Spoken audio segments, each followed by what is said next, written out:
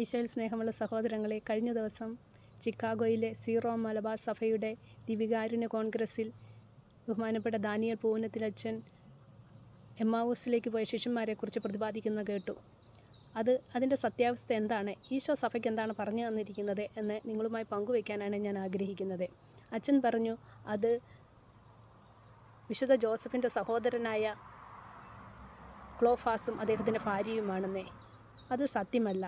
ഈശോ എന്താണ് സഭയ്ക്ക് പറഞ്ഞു തന്നിരിക്കുന്നത്, അത് നമ്മൾ പഠിക്കേണ്ടതാണ്. വിശുദ്ധ ജോസഫിൻ്റെ സഹോദരനായ ക്ലോഫാസ് ഒന്നാമതായി ജീവിച്ചിരുന്നത് നസ്രത്തിലാണ്. രണ്ടാമതായി അദ്ദേഹം ഈശോയുടെ പരസ്യജീവിതത്തിൻ്റെ ആദ്യം തന്നെ മരിച്ചുപോയി. അതിനുശേഷം ഭാര്യയായ മറ്റേ മറിയം പരിശുദ്ധ അമ്മയുടെ കൂടെ ഈശോയുടെ പരസ്യജീവിതത്തിന് സഹായത്തിനായി ഇറങ്ങിത്തിരിക്കുന്നുണ്ട് പലപ്പോഴും. അത് വളരെ മനോഹരമായി ഈശോ നമുക്ക് പറഞ്ഞു തന്നിട്ടുണ്ട്. ഈ ക്ലോഫാസിന് പല പേരുകളുണ്ടായിരുന്നു. ഹൽപ്പ എന്നും പേരുണ്ടായിരുന്നു. ഈശോയുടെ സഹോദരങ്ങൾ എന്ന് പറയുന്ന മത്തായി 13:55 ആ 4 സഹോദരങ്ങളുടെ മാതാപിതാക്കളാണ് ഈ ക്ലോഫാസും മറ്റേ മറിയവും. ഇവരല്ലായിരുന്നു എമ്മാവൂസിലേക്ക് പോയത്. ഈശോ എന്താണ് പറഞ്ഞു തരുന്നതെന്ന് നമുക്ക് നോക്കാം.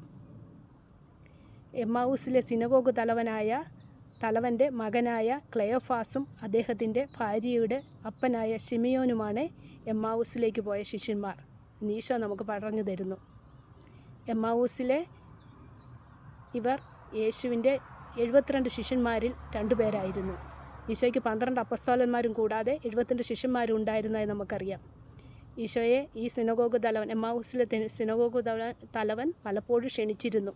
അങ്ങനെ ഈശോ പലപ്പോഴും അവിടെ പോയി ഈശോ രക്ഷകനാണെന്ന് കണ്ട് അവർ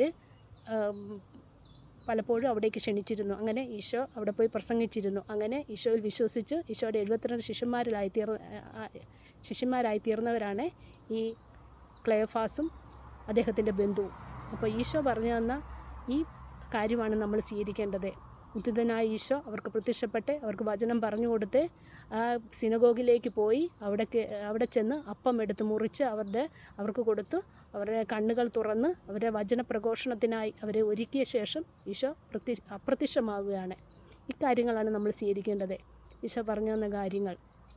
സഭ ഏകവും പരിശുദ്ധവും ശ്ലൈഹികവുമാണ്. അവിടെ ഏക പഠനം മാത്രം മതി. ഈശോ പറഞ്ഞു തരുന്നു. തൻ്റെ 2ാം വരവിനായി നമ്മൾ ഈ കാര്യങ്ങൾ സ്വീകരിച്ച് ഒരുങ്ങണം.